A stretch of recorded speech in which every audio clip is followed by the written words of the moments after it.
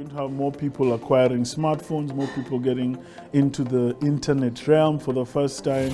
And you know, the story right now is Africa's economic liberation.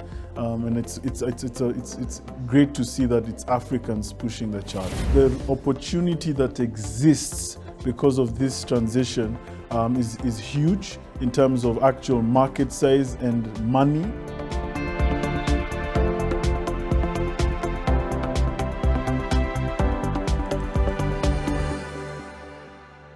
My name is Kevin Mutiso, and I'm the chairman of the Digital Lenders Association of Kenya, and I'm the CEO of a startup called Oye Platform Solutions. What the Digital Lenders Association does is around three things. So one, we lobby for relevant and progressive regulation for the space. We do a lot of financial literacy awareness and PR for this ecosystem to be understood better. And we do research from the market side to create a balanced view on the sector, as a lot of research comes from research institutes and DFIs. Coming Q4 2022, we are going to change our name to the Digital Financial Services Association of Kenya. The reason being is our base, our membership is diversifying into different aspects of fintech, as you've rightfully said, which will include savings, payments, insurtech, wealth management, embedded finance are some of the new products they're going to offer in addition to credit to the customer. We have come from Stone Age and we're moving into a digital age in the financial services sector. And so the opportunity that exists because of this transition is huge in terms of actual market size and money that can be made. So the return is attractive. I think the impact that it has on society is also huge. You've seen what M-Pesa has done, for example, in terms of financial inclusion. You've seen what digital lending has also done in terms of financial inclusion. So impact is the next big thing. And then I think third is that for once, this story is being owned by Africans themselves. And so that's exciting in of itself, that it's finally us. And you know, the story right now is Africa's economic liberation. And it's great to see that it's Africans pushing the charge. What we have done very well is we have created a code of conduct that sets the standard for how our members should behave. So in actuality, we've not had any issue. Our members have not had any issues with the regulator. Actually, what has happened is the rogue actors in our industry are the ones who created the acrimony between the industry and the regulator. So in the beginning, it was a bit frosty, but today, as we sit, it's a very collaborative space that we're in. We're working together. We're currently going through a compliance process with a deadline of September 17th. And what that means is that we have to work together with the regulator, because a lot of stuff for us is new. You know, before this, we didn't have AML and counterterrorism finance policies. Why? Because no one needed that in the business, and we are all learning how to do that. Before this, we didn't have data protection policies that are in tune with the Data Protection Act and the CBK Amendment Act. So, you know, a lot of this is happening for the first time.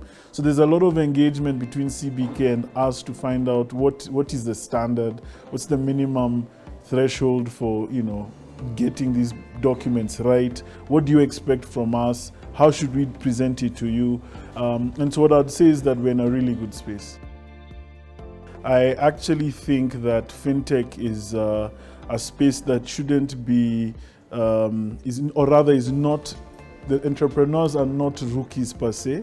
If you look at the average age of a fintech entrepreneur across the world, it's mid-40s, have had a bank or financial service experience, so usually understand the problem statement they're solving for.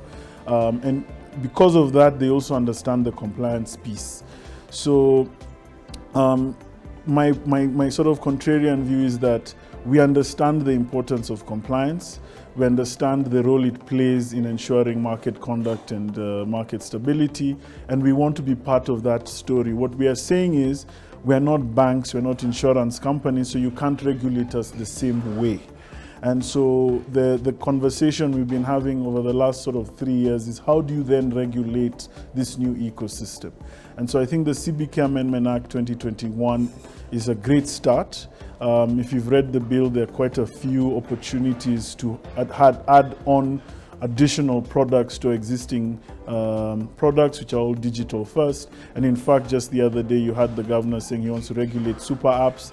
If I was a betting man, I'd expect that to happen through the DCP licensing regime and not any of the other regimes, because this is specifically designed for digital first financial services. The good thing is the 2010 Constitution created a very clear pathway for stakeholders to engage with government. So the public participatory process that's enshrined within the Constitution ensures that there must be a session with industry. And government has also said that they will not engage with individual parties, but would rather engage with an industry-wide association. So the first thing we did is we came together in 2019 and formed the association, and then identified who are the key stakeholders within our ecosystem and waited for that constitutional framework to come into play. So we engaged with Parliament through the public participatory process, we engaged with CBK through the public participatory process, we engaged with Treasury through the public participatory process, and as a result of that, we are now invited to forums where we discuss where the industry is going together as government and industry. So one of our big wins is that we are now part of MTP4, which is the medium-term development plan under Vision 2030. Getting in is usually is the hard part, staying in is the easy part. So now that we've been identified as a key pillar for economic growth in the country, what that does is every government arm that is going to touch on digital financial services will engage with the Digital Financial Services Association of Kenya, or DLAC, moving forward. I think we have a very unique opportunity. I think, in fact, I keep saying the timing is perfect.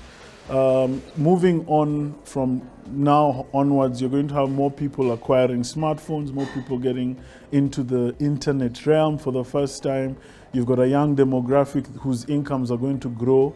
You've got new markets such as boda riders, which is where I play.